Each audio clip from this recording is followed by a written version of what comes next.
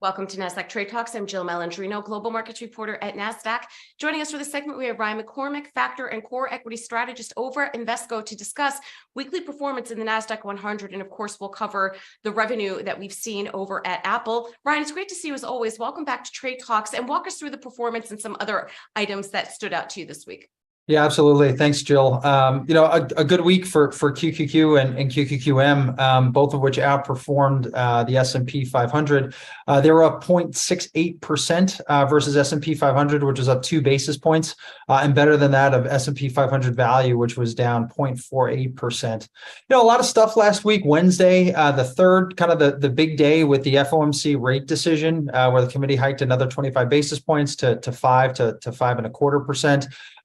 Largely anticipated, and I think from here on out, it's going to be debated whether or not the FOMC decides to pause or not. Really, the big move of the week was Friday, May the 5th. You saw some economic news suggesting that the potential of a soft landing still exists. Better than expected non-farm payrolls report for April.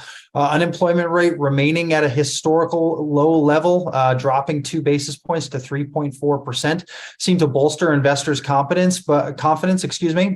But I think a lot of the performance was driven by market bellwether Apple reporting earnings the previous night on May 4th that surpassed expectations. And let's take a deeper dive into Apple. What are you noticing in terms of revenue growth?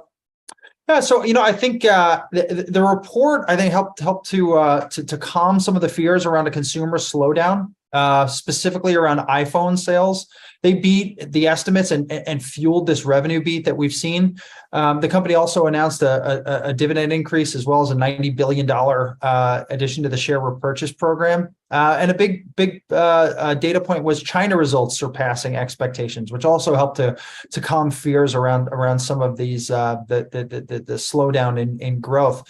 There are some whispers now that the year-over-year revenue growth has bottomed out, even though we saw a year-over-year revenue decline. With the better than expected results out of China, along with a new focus of Apple's in India. Tack on the new iPhone cycle with the expected release of the iPhone 15 in September. I think it may help put the technology giant back on the growth path. But to put it in perspective, still the 5th best quarter in terms of overall revenue in the company's history, and shares were higher by over 4.5% following the announcement. That was on the trading day on Friday. And overall, I would say earnings season has been viewed as neutral to pretty positive. Through yesterday, we've seen 74% of Nasdaq 100 companies report. 58% have beat estimates, with another 32% meeting analyst expectations. So, kind of earnings have been challenged, but largely results have been in line or even better than expectations. And let's wrap up here and take a look at sectors. What stood out? Yeah, so I think as we're looking at Qs, most sectors were relatively positive contributors against SPY, proxy for the S&P 500. Technology and discretionary were the clear leaders. Overweights to Apple, Amazon.com, and Tesla, they helped fuel relative performance against the S&P 500.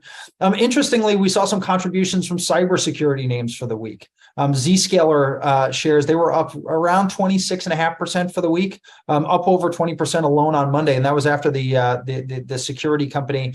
They reported better than expected preliminary third quarter earnings, and they raised their outlook for the full year, and that helped out other cybersecurity names, as there was some concern around a slowdown in spending, and that's ahead of this perceived economic weakness. But for the week, we saw Palo Alto Networks up over 10% for the week. CrowdStrike was up over 11% for the week, and Fortinet up over 8%.